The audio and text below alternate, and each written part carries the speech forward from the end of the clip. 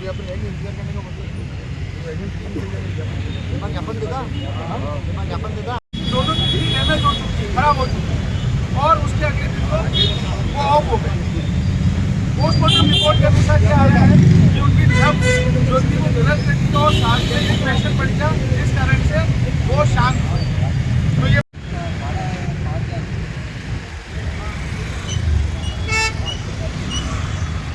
ठीक है ना, अपन 5-7 जने 10 जने चले चलेंगे, उसके वारिसान भी हो उसको दे देना। यूजीसी वाले दोनों ही है ना आपके पास, आप दोनों बहुत ही गलत तरीके से ट्रीट करा गया।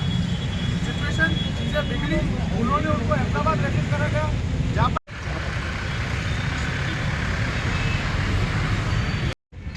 बंद कर।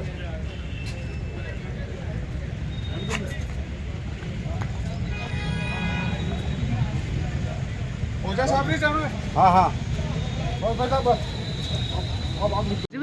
आज जैसा कि हम यहाँ जिला कलेक्टर के पास आए हैं, हमारी एक ब्राह्मण बहन है, ब्राह्मण बहन नहीं ये पूरे समाज की एक बहन थी, जिसका डिलीवरी थी और डिलीवरी कराने के लिए सलूमर से इसको एमबी हॉस्पिटल लाया गया था। वहाँ पर डॉक्टर सुधा गांधी जी के नेतृत्व में उनकी सर्जरी की गई और सर्जरी के बाद उनकी स्थिति बिल्कुल ही बिगड़ती गई। उसके बाद उनको उदयपुर से अहमदाबाद रेफ़र किया गया, वहाँ पे उनकी मृत्यु हो गई।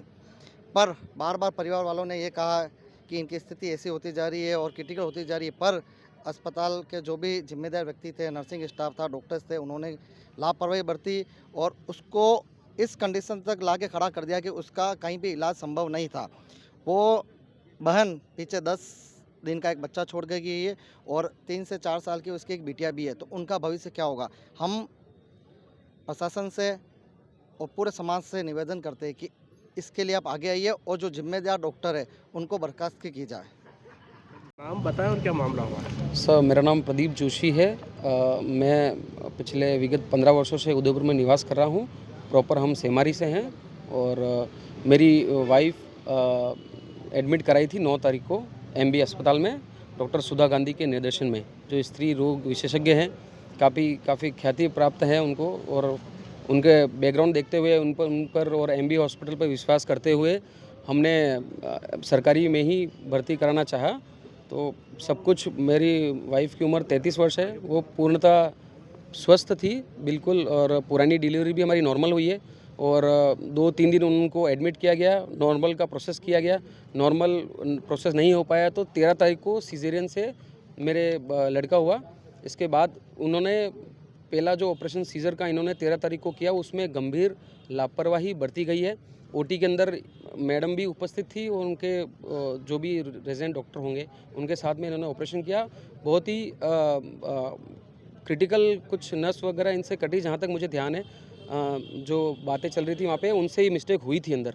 और इन्होंने इसके बाद मेरी वाइफ को यूरिन नहीं आया, 48 घंटों तक यूरिन नहीं आया और हम इसके बाद ऑपरेशन के बाद उनसे विनती करते गए कि भाई इसकी तबीयत ख़राब हो रही है, इसका पेट फूल रहा है, इसका मतलब वो कह रहे हैं कि ये तो नॉर्मल है, ये तो सबको होता है।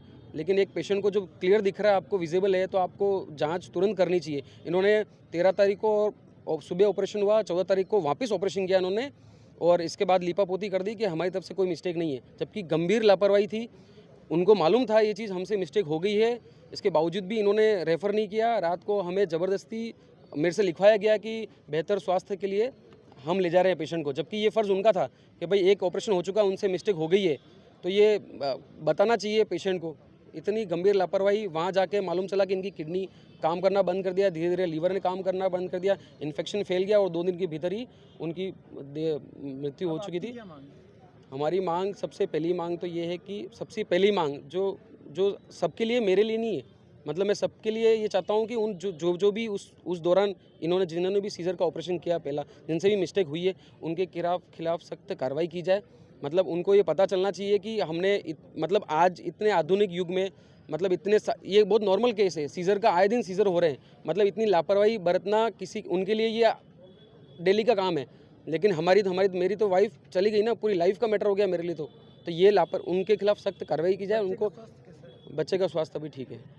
जब ये डेथ हुई उसके बाद में आपने मामला दर्ज कराया कहीं या किसी को? नहीं सर, अभी हमारे रिचुअल्स चल रहे हैं, 12वां हमारा कल है। अभी हमको जैसे समय मिला है तो हम यहाँ पर आए हैं। अभी हम यहाँ पे ज्ञापन दिया है, हमने सलूमर में भी, सलूमर जिला मुख्यालय पर भी हमने ज्ञापन दिया है और अभी हम यहाँ उदयपुर में ज्ञापन देने आ रहे हैं। अब हम सीधा हाथीपोल थाना है। डेथ हो गई थी वैसे तो उस टाइम मामला दर्ज होता तो पीएम होता, उसको सामने आता क्या चीज़ रही? सर हम यहाँ नहीं थे, हम सर जायडस ले गए, अहमदाबाद ले गए। उस दिन शनिवार था, 2 दिन का वहाँ पर 2 दिन पॉसिबल था नहीं पीएम होना, क्योंकि सिविल अस्पताल में ले जाना पड़ता है। वहाँ पे 2 दिन का टाइम था, तो हमारे समाज में ये मुश्किल है 2 दिन रखना इस मामले को, इसलिए हम पीएम नहीं करा पाए। लेकिन हमारे पास सारी रिपोर्ट्स, प्रीवियस और पोस्ट सारी रिपोर्ट्स अवेलेबल हैं।